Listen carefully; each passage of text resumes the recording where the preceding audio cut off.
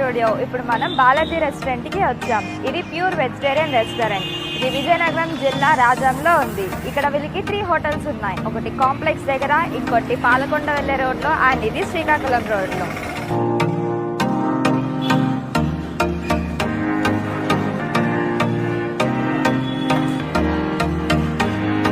ఇప్పుడు మనం full meals order చేసాము. ఇక్కడ మనకున్న ఐటమ్స్ ఏంటో చూడండి.